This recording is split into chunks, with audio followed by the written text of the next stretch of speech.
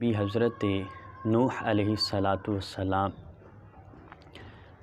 جب آپ کی قوم پر عذاب آیا تو آپ کشتی میں سوار ہو گئے اور آپ کے جو ماننے والے تھے ان کو بھی کشتی میں سوار کر لیا۔ یہ مکمل واقعہ کلام مجید میں موجود ہے۔ مختصر یہ کہ طوفان آیا تو آپ اور آپ کے ماننے والے کشتی میں سوار ہو گئے، اللہ نے آپ کو نجات عطا فرمائی۔ جب آپ کشتی میں سوار تھے تو جو آپ کے ماننے والے تھے وہ موجود تھے، اور ایک بوڑھا آدمی بھی اس کشتی میں سوار ہو گیا، اچانک آ گیا اس کشتی میں۔ اب اللہ کے پیارے نبی حضرت نوح علیہ السلام نے، جو اللہ نے آپ کو شان دی تھی، شان نبوت، اس سے آپ نے پہچان لیا کہ یہ بوڑھا میری قوم سے نہیں۔ آپ نے فرمایا کیا تو شیطان ہے؟ اب غور کے ساتھ یہ حکایت سماعت کرنا۔ آپ نے فرمایا کیا تو شیطان ہے؟ تو اس نے عرض کیا کہ جی ہاں میں شیطان ہوں۔ آپ نے فرمایا کہ تو یہاں کشتی میں کیا لینے آ گیا ہے؟ تو اس نے صاف بات کی، اس نے کہا کہ میں اس کشتی میں آیا ہوں کہ جو آپ کے ماننے والے ہیں، میں ان پر کوشش کر کے، جسم تو بے شک ان کے آپ کے ساتھ ہیں، میں دل ان کے اپنے ساتھ ملانا چاہتا ہوں۔ حضرت نوح علیہ السلام نے فرمایا کہ تو کیسے ان پر وار کرے گا، کیسے ان کو اپنے ساتھ ملا لے گا؟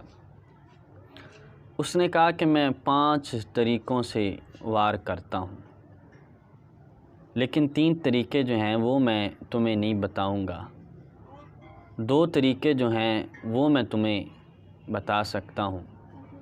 اللہ کریم نے حضرت نوح علیہ السلام کی طرف وحی نازل فرمائی اور فرمایا کہ اے پیارے نوح، اس شیطان کو، اس ابلیس کو کہیے کہ جو 2 طریقے ہیں، جن 2 طریقوں سے تو وار کرتا ہے وہ بتا۔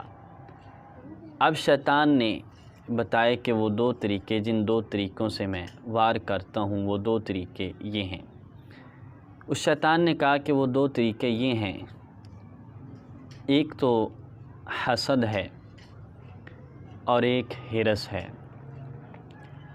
کہا کہ یہی حسد تھا کہ جس حسد کی بنا پر میں مردود ہو گیا، مجھے اللہ کریم نے اپنی بارگاہ سے نکال دیا۔ یہ بھائیو حسد کیا ہوتا ہے؟ حسد کا مفہوم یہ ہے کہ کسی کی نعمت کے چھن جانے کی خواہش کرنا، اور یہ خواہش کرنا کہ یہ نعمت مجھے مل جائے جو اس کے پاس ہے۔ کسی کا مقام دیکھ کر، کسی کا مرتبہ دیکھ کر اس طرح کی خواہش کرنا، اس کو حسد کہتے ہیں۔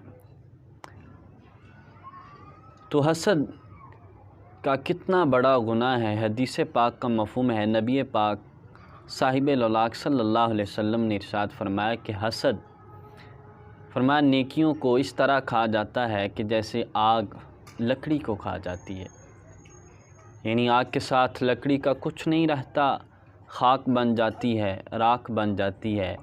اسی طرح جو آدمی حسد کرتا ہے، دن رات اسی کوشش میں رہتا ہے کہ فلاں کو یہ شان ملی، فلاں کو یہ مرتبہ ملا، فلاں کے پاس یہ نعمت ہے، اس کے پاس کار ہے، تو کیوں نہیں اس کی کار میرے پاس آ جاتی، اس سے چھن جائے، اس کا نقصان ہو جائے، اس کی تباہ ہو جائے، اس کی برباد ہو جائے۔ اس طریقے کے ساتھ دن رات یہی کوشش کرتا رہتا ہے، تو یہ حسد نیکیوں کو اس طرح کھا جاتا ہے۔ اور دوسرا کہا کہ ہرس کیا ہے؟ لالچ۔ لالچ کس طرح؟ حدیثوں سے مفہوم ملتا ہے کہ آدمی کے پاس 2 وادیاں بھی سونے کی آ جائیں تو خواہش کرے گا کہ میرے پاس تیسری بھی آ جائے۔ پھر فرمایا کہ ابن آدم کا پیٹ قبر کی مٹی ہی بھرے گی، یعنی ایسی آدمی میں ہرس ہے۔ یہی ہرس ہے کہ جس کی وجہ سے آدمی رشوت کھاتا ہے، یہی ہرس ہے کہ جس کی وجہ سے آدمی ناجائز زمینوں پر قبضہ کرتا ہے، لوگوں کے ناجائز مال کو کھا جاتا ہے، یتیموں کا حق کھا جاتا ہے۔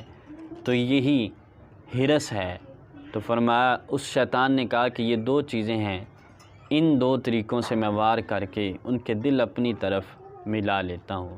تو بھائیو یہ دونوں چیزیں جو ہیں یہ بہت ہی بری چیزیں ہیں۔ ہمیں حسد سے بھی بچنا چاہیے، ہمیں حرص سے بھی بچنا چاہیے۔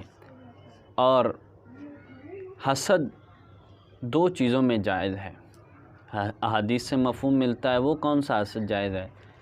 ایک آدمی کو دیکھا وہ تلاوت کلام مجید بہت اچھے طریقے سے کرتا ہے، قرآن بہت ستھرا پڑھتا ہے، قرآن کا عالم ہے، دیکھ کر کہنا کہ مولا جس طرح یہ اچھے طریقے سے کلام مجید کی تلاوت کرتا ہے، میرے پاس بھی علم ہوتا تو میں بھی اس طریقے کے ساتھ تلاوت کرتا۔ ایک فرمایا کہ اگر کسی کے پاس مال ہو اور وہ مال اللہ کے راستے میں خرچ کرتا ہو اور بہت زیادہ خرچ کرتا ہو، جیسے سخاوت عثمان غنی رضی اللہ تعالیٰ عنہ ہے، یہ دیکھ کر کہنا کہ اللہ مجھے بھی مال دیتا تو میں بھی اس طرح اللہ کے راستے پہ خرچ کرتا، تو یہ حسد جائز ہے، یہ اس کو رشک کہتے ہیں، یہ جائز ہے۔ اور حرص تباہی ہی تباہی ہے، اس لیے ضرور غور کرنی چاہیے۔ یہ حسد ایسی چیز ہے کہ بندے کو پتہ ہی نہیں چلتا، شیطان اندر ہی اندر ایسا وار کر دیتا ہے کہ بندے کو تباہ کر کے رکھ دیتا ہے۔ بندہ جب تباہ ہوتا ہے تو اس وقت جا کے پتہ چلتا ہے۔ تو حرص بھی ایسی ہی شے ہے۔ تو بھائی حرص بھی بعض جگہوں پر جائز ہے۔ وہ کیسے ہے؟ حرص ہونی چاہیے کہ یار میں نے آج 100 مرتبہ اللہ اللہ کی ہے تو مجھے 200 مرتبہ کرنی چاہیے تھی۔ آج میں نے 100 مرتبہ درود پاک پڑھا ہے تو مجھے 200 مرتبہ پڑھنا چاہیے تھا۔ میں نے 100 روپے اللہ کی راہ میں خرچ کیا ہی نہیں، یار مجھے 200 کرنا چاہیے تھا۔ یہ حرص جائز ہے، ایسی حرص ہونی چاہیے، نہ کہ ناجائز اور حرام طریقے کے ساتھ مال جو ہے حاصل کرنے کی حرص ہونی چاہیے۔ تو یہ 2 چیزیں ہیں، یہ 2 وار ہیں، یہ وار کر کے شیطان آدمی پر اس کے دل کو اپنے ساتھ ملا لیتا ہے، جس کی وجہ سے آدمی مردود ہو جاتا ہے۔ تو اللہ کریم کی بارگاہ میں دعا ہے کہ اللہ ہمیں ان دونوں چیزوں سے محفوظ فرمائے، محبوب کریم علیہ الصلوۃ والسلام کے پیارے طریقے پر چلنے کی توفیق عطا فرمائے۔